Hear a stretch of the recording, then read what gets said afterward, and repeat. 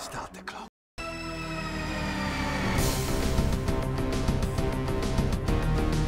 Okay, kiddies, Dr. Freedom here with you. Time for some Doctor Who news.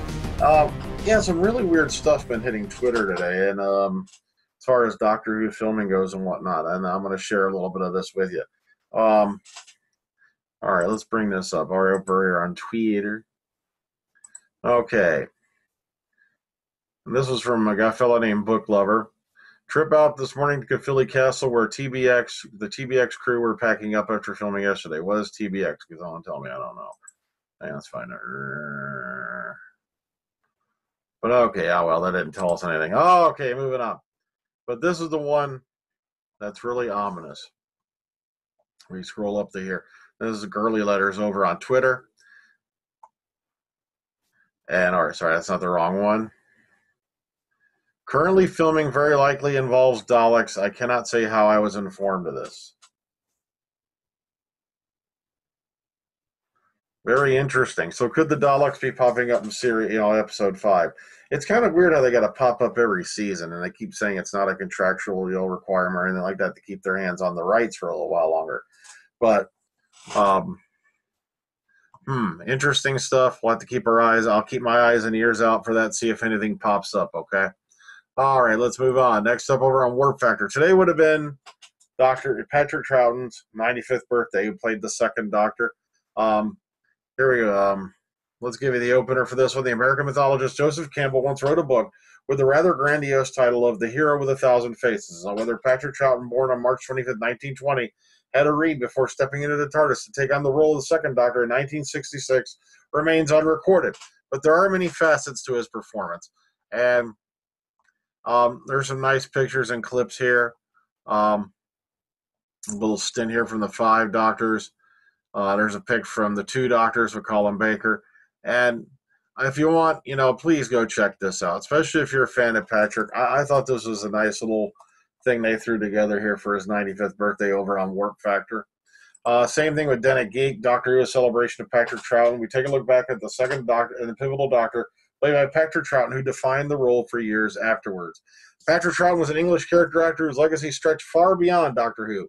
Matter of fact, we just did a movie review not too long ago of Sinbad and the Eye of the Tiger, in which he played Malthaeus, and also he played a small role in Jason and the Argonauts. You'll have seen him at some point in your childhood in something, whether it be the Box of Delights, where he played an old punch and Judy man who owns the titular box, or The Omen, where he gets impaled by a church. It depends on what sort of films you were watching as a youngling, really. Then it goes into here about different actors mentioning how they were influenced by Troughton and whatnot. Once again, another touching tribute to Patrick Troughton, who would have been 95 years old today. Sadly, he passed away quite a while ago, and he was over here in the States when that happened at a Doctor Who convention. But you have to remember, Patrick Troughton, his career went well beyond Doctor Who. He was literally a star of stage, screen, and TV screen and film. And if you ever get a chance, I really highly recommend it. Listen to the biography done of Patrick Troughton that's read by his son Michael, and the audio version is. It's really, really good. And he was such a complex guy, and without him, stepping into William Hartnell's shoes when he did, and carrying it off so well, Doctor Who would not have gone beyond 1966. So, it's a day to remember Patrick Troughton, on his birthday. Yes, he would have been 95 years old today. Okay, very quickly, 10 things you never knew about Karen Gillan. I just threw this up as a little bit part. If you want, go check these out. Pretty entertaining stuff. All right. Also on Warp Factor tonight, Doctor Who, the unused Ninth Doctor themes. That's right, Christopher Morley turns back the clock a decade to look at some of the alternative arrangements from the Doctor Who theme. Now, amidst all the fanfare for Rose, which feature composer Murray Gold's new arrangement for the Doctor Who theme itself, you might have been forgiven for wondering what happened to the alternative and seemingly ultimately scrapped version heard over the BBC trailers of the new series, trumpeting the arrival of Chris Eccleston's Ninth Doctor. And all the evidence seems to point out that this was a trial, a sort of test run for the piece we'd hear eventually from Rose parting of the ways. But why was it jettisoned? And again, Murray Gold tells the story right here as to why it happened and whatnot. Some pretty interesting stuff, now that we're celebrating Doctor Who being on the air for a decade. All right, jumping on over the Radio Times, 20 actors have traveled between the universes of Doctor Who and Star Wars. I thought you'd get a kick out of this. They go into, of course, Warwick Davis. And let's see, there's Felicity Jones, who will be starring in the upcoming spinoff, which is Rogue One. Leslie Schofield, Warwick Davis, which I just mentioned. Dave Prowse, yeah, he played a small role on Doctor Who as a Minotaur. John Hollis, who I remember fondly as Professor Sondergaard from the Mutants. He also played Lobot in Empire Strikes Back. Graham Ashley, Christina Chong. She'll be playing an undisclosed role in the upcoming Star Wars Episode 7, The Force Awakens. Julian Glover, oh, hell yeah. Well, we Tom Baker fans remember very fondly as Scaroth, Last of the Jaggeroth. He was also in The Crusade.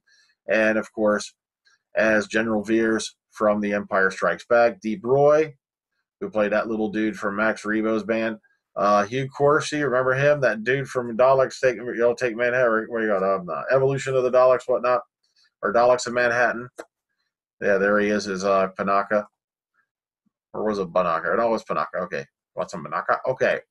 And this guy, Garrick Hagan, oh, man. I remember him as, Kai there in the Mutants. He was also Biggs Darklighter. The dude who was supposed to have had a larger role in Star Wars 7, and his whole beginning segment got cut out. And also the parts with him later in the movie were cut out until they were put back in the special edition. Jeremy Bullock, who was the Archer in Time Warrior, and he is also in he played Boba Fett, one of the more pivotal roles of Star Wars. God, I almost said Star Trek. See, my brain's really going. And showed his face to play Captain Colton in 2005's Revenge of the Sith. And he also played a Zeron Rebel in the William Hartnell serial, The Space Museum. And, of course, he wasn't just a servant. He was the Archer in Time Warrior. I can't remember the guy's name. Very sorry. And, of course, Aisha Darker here. She played Amidala's replacement later on in Attack of the Clones. Michael Sherd, you remember him. He was also Admiral Ozzel. He took 6 roles in Doctor Who, which led him to star alongside every classic Doctor save Patrick Troughton and Colin Baker. And he even did an audio drama with Paul McGann. Okay, Brian Blessed, Boss Nass. Of course, we know him as that dude, from your King Carnos. Remember that guy? No, not the Gordon is Alive guy. That's a whole other thing. Okay, Silas Carson. Casual vacancy star, voices the Ood in Doctor Who. He also popped up in 2 other unusual-looking aliens, Jedi Master Ki-Adi-Mundi and Viceroy Newt Gunray. Lindsay Duncan, we all remember her, by the way. She also played, she was TC-14 in The Phantom Menace. The one that comes in and says, hello, everybody, have a good time. We're going to gas you now. But oh well. Okay, Alan Rusco was not only, sheesh. Okay. Prosthetic specialist Rusco is definitely the MVP on this list. Apart from playing a zombified Andy Stone in Doctor Who: The Waters of Mars, he also appeared in various other monsters throughout the series' revived run, including the Slitheen, Autons, and Robinson robots. Wow. A walking tree and an evil clown in the Sarah Jane Adventures, and in Star Wars, he's been Trade Federation Betty Lot Dodd, as well as Jabba the Hutt's henchman Bib Fortuna, and he was also Jedi Master Plo Koon. So, interesting thing there. Mark Warren, sort of. And we ain't going to go into that. Okay, David Tennant. Some people don't know, but he also played this droid right here in, Star Wars, the Clone Wars animated series. Very interesting character. He was that Jedi lightsaber dude. All right. Moving on. Okay. Oops. Oh, God. How did I do that? Oh, no. Okay. Next up, Horror Channel wins award for Doctor Who campaign. That's right. Horror Channel has won the Design General Image Program Design Package Award for their Doctor Who image campaign at the Promax Europe Awards in 2015, which took place in Germany Thursday evening. Okay. And if you want to check these out, here they are right there. Pretty cool stuff. And this one I got a laugh out of. And lastly for today, on Digital Spy, Richard Madden on dating Jenna Coleman. I geeked out around the TARDIS. Former Game of Thrones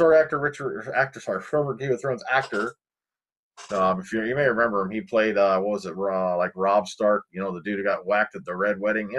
Has made light of dating Doctor Who star Jenna Coleman. The couple have been in relationships dating back to 2011, before Coleman made her debut on Doctor Who as Claire Oswald. Okay, and speaking to Vulture, Madden said he never fails to be excited when he visits Coleman on the Doctor Who set. He goes, quote, "I've watched Doctor Who since I was a kid. I loved it. I still love it." End quote. Now the actor continued, quote, "I can geek out about it. Like when I go to the set and see the TARDIS. I was selfieing the shit out of it and sending it to my dad. Look, it's me in the TARDIS. I thought it was the coolest thing ever." End quote. Of course, Coleman set to return to Doctor Who later this year. Madden recently left Game of Thrones, guessing when he hinting that he is aware of a major death in a new season, quote unquote. So, well, we know who's wearing the pants in that family now, don't we? Okay. Well, that's all I got to share with you, folks. We got word of Daleks filming now, which means that would be episode 5, if that is true. And if I see anything more on it, or see anything, I can show you. You'll hear it. Okay, so take it easy, guys. Have a good one.